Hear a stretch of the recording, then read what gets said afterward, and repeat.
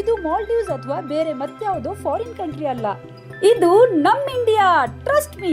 Welcome to Neil Island. Hi hello ಎಲ್ರಿಗೂ ನಮಸ್ಕಾರ.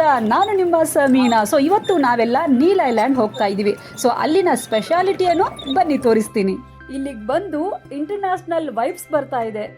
Full excitement ನಲ್ಲಿ ಕ್ರೂಸ್ ಹತ್ತಿದ್ವಿ. ನಮ್ಗೆ ಆಲ್ರೆಡಿ ಸೀಟ್ ರಿಸರ್ವ್ ಮಾಡಿದ್ರು. ಅದ್ರ ಪ್ರಕಾರ ಎಲ್ಲರೂ ಕೂತ್ಕೊಂಡ್ವಿ. ಇಲ್ಲಿ ಒಂದು ಚಿಕ್ಕ ಶಾಪ್ ಕೂಡ ಇರುತ್ತೆ. ಅದರಲ್ಲಿ ನಿಮ್ಗೆ ಸ್ನಾಕ್ಸ್ ಏನ್ ಬೇಕೋ ಅದೆಲ್ಲ ಸಿಗುತ್ತೆ. 8 ಗಂಟೆಗೆನೆ ಸಮೋಸ ಕೂಡ ರೆಡಿ ಇರುತ್ತೆ. ಕ್ರೂಸ್ ನಲ್ಲಿ ನಿಮ್ಗೆ ತಿನ್ನೋಕೆ ಏನೂ ಕೂಡ ಫ್ರೀ ಕೊಡಲ್ಲ, ನೀರಿನ ಬಾಟಲ್ ಕೂಡ ಕೊಡಲ್ಲ. ದೊಡ್ಡ ದೊಡ್ಡ ಸೂಟ್ ಕೇಸ್ ಕ್ರೂಸ್ ನ ಲಗೇಜ್ ಅಲ್ಲಿ ಹಾಕ್ಬೇಕು. ಬ್ಯಾಕ್ ಪ್ಯಾಕ್ ಎಲ್ಲ ನಾವೇ ಇಟ್ಕೋಬೇಕು, ಯಾಕಂದ್ರೆ ಗಾಳಿ ಬಂದ್ರೆ ಹಾರು ಹೋಗೋ ಚಾನ್ಸಸ್ ಇರುತ್ತೆ.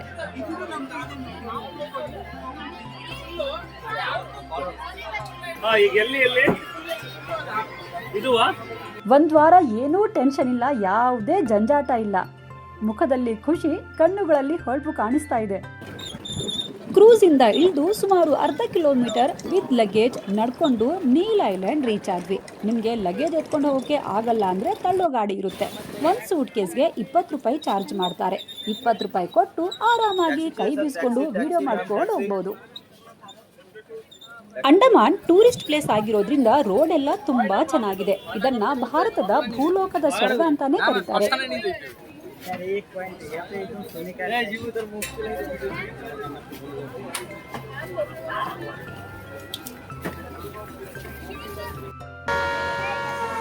ಇಲ್ಲಿ ರೀಚ್ ಆಗೋ ಮೊದಲು ಎಲ್ಲರೂ ಒಂದ್ ಕಡೆ ಸೇರಿ ಟಿಟಿ ಬರೋ ತನಕ ವೇಟ್ ಮಾಡಿ ಆಮೇಲೆ ಕೂತ್ಕೊಂಡು ಹೊರಟ್ವಿ.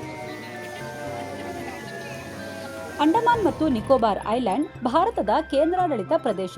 ಇದರ ಕ್ಯಾಪಿಟಲ್ ಪೋರ್ಟ್ ಬ್ಲೇರ್. ಈ ಪೋರ್ಟ್ ಬ್ಲೇರ್ ಹೆಸರನ್ನ ಈಗ ಚೇಂಜ್ ಮಾಡಿದ್ದಾರೆ. ಇದರ ಹೊಸ ಹೆಸರು ಶ್ರೀ ವಿಜಯಪುರಂ. ಬೆಳಗ್ಗೆ ಎಷ್ಟು ಗಂಟೆಗೆ ರೆಡಿ ಇರಬೇಕು ಅಂತ ರಾತ್ರಿನೇ ನಮ್ಮ ಟೂರ್ ಗೈಡ್ ಇನ್ಫಾರ್ಮ್ ಮಾಡಿಬಿಡ್ತಾರೆ. ಅವ್ರು ಹೇಳಿದ ಟೈಮ್ಗೆ ನಾವು ರೆಡಿ ಇದ್ರೆ ತುಂಬಾ ಪ್ಲೇಸಸ್ನ ಎಕ್ಸ್ಪ್ಲೋರ್ ಮಾಡಬಹುದು.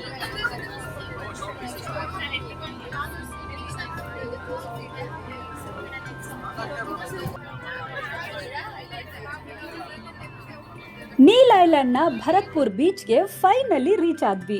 ನೀರೊಳಗಡೆ ಏನಿದೆ ಅಂತ ಕ್ಲಿಯರ್ ಆಗಿ ನಾವು ನೋಡಬಹುದು. ನೀಲ್ ಐಲ್ಯಾಂಡ್ ನಲ್ಲಿ ಸುಮಾರು ಬೀಚಸ್ ಇದೆ. ಅದರಲ್ಲಿ ಮೇನ್ ಆಗಿ ಭರತ್ಪುರ್ ಬೀಚ್ ಕೂಡ ಒಂದು.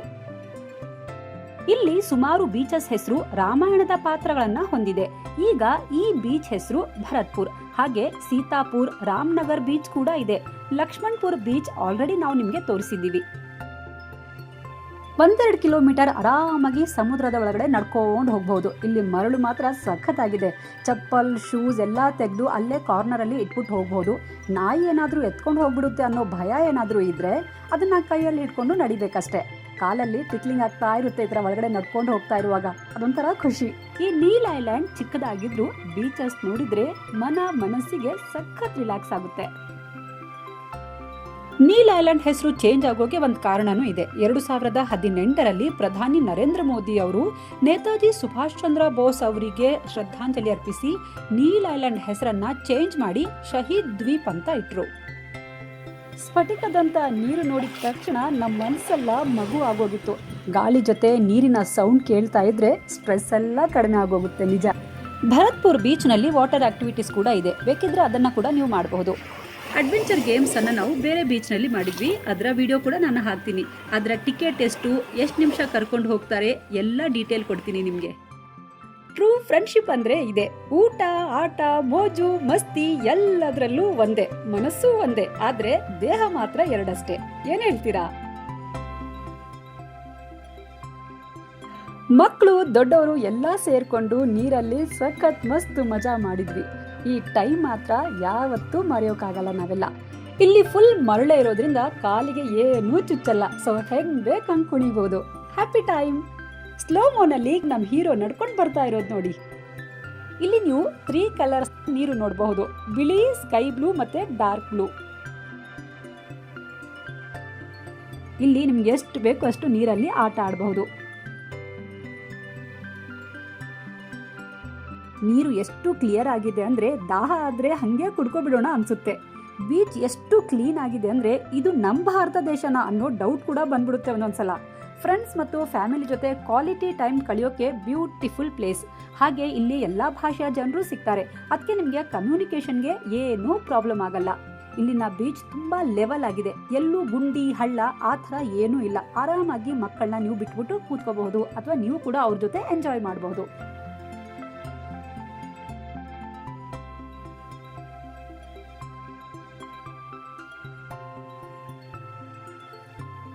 ನಮ್ಮ ಫ್ರೆಂಡ್ಶಿಪ್ ಸಮುದ್ರದಷ್ಟೇ ಆಳವಾಗಿದೆ ಕಣ್ರಿ. ಬೀಚಲ್ಲಿ ಗರ್ಲ್ಸ್ ಸೆಲ್ಫಿ, ಎಲ್ಲರ ಮುಖದಲ್ಲಿ ಸಂತೋಷ ನೋಡಿ. ಇಲ್ಲಿ ನೆಟ್ವರ್ಕ್ದಂತೂ ತುಂಬಾ ಪ್ರಾಬ್ಲಮ್ ಇದೆ, ಆದ್ರೆ ನಾವು ಬಂದಿರೋದೇ ಸ್ಟ್ರೆಸ್ ಕಡಿಮೆ ಮಾಡ್ಕೊಳ್ಳೋಕೆ, ಆಟ ಆಡೋಕೆ, ಎಂಜಾಯ್ ಮಾಡೋಕೆ. ಅದಕ್ಕೆ ಅದ್ರ ಬಗ್ಗೆ ಜಾಸ್ತಿ ತಲೆ ಕೆಡಿಸ್ಕೊಳ್ಬಾರ್ದು. ಹೋಟೆಲ್ಗೆ ಹೋದ್ರೆ ಎಲ್ಲ ಪ್ರೊವೈಡ್ ಮಾಡ್ತಾರೆ. ಇಲ್ಲಿನ ಜನ ಎಷ್ಟು ಫ್ರೆಂಡ್ಲಿ ಅಂದರೆ ಅದನ್ನು ನೀವು ಇಲ್ಲಿಗೆ ಬಂದು ಎಕ್ಸ್ಪೀರಿಯನ್ಸ್ ಮಾಡಬೇಕು. ಬಜೆಟ್ ಫ್ರೆಂಡ್ಲಿ ಊಟ, ಸ್ಟೇ ಎಲ್ಲ ಸಿಗುತ್ತೆ. ಎಷ್ಟು ಬೇಗ ನಮ್ಮ 4th ಡೇ ಕೂಡ ಮುಗ್ದೋಯ್ತು.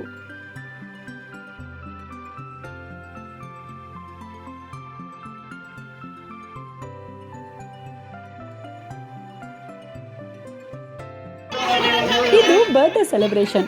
ಎಲ್ಲರೂ ಕೇಕ್ ಕಟ್ ಮಾಡಿ ತಿಂದು ಬರ್ಡೇ ಸೆಲೆಬ್ರೇಟ್ ಮಾಡಿದ್ರೆ, ನಮ್ಮ ಕೇಶವ್ ಸರ್ ಅವರು ಎಲ್ಲರ ಕೈಯಿಂದ ಫ್ರೈಡ್ ರೈಸ್ ತಿಂದು ಬರ್ಡೇ ಸೆಲೆಬ್ರೇಟ್ ಮಾಡಿದ್ರು.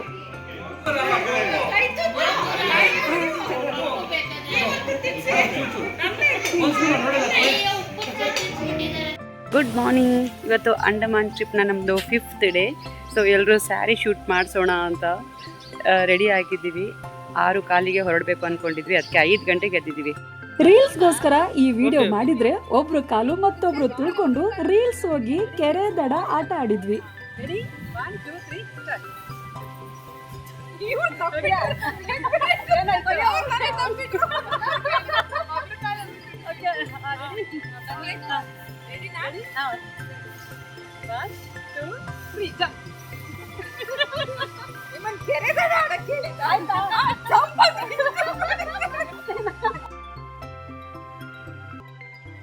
ಬೀಚ್ ಸೈಡ್ ಅಲ್ಲಿ ಕಲರ್ಫುಲ್ ನಮ್ಮ ಸ್ಯಾರಿ ಶೂಟ್. 6 ಗಂಟೆಗೆ ಫೋಟೋ ಶೂಟ್ ಅಂತ ನಾವು ಗರ್ಲ್ಸ್ ಹೇಳಿದ ಕೂಡಲೇ ಬಾಯ್ಸ್ ಯಾರು ಕೂಡ ಫೋಟೋ ತೆಗಿಯೋಕೆ ಬರಲೇ ಇಲ್ಲ.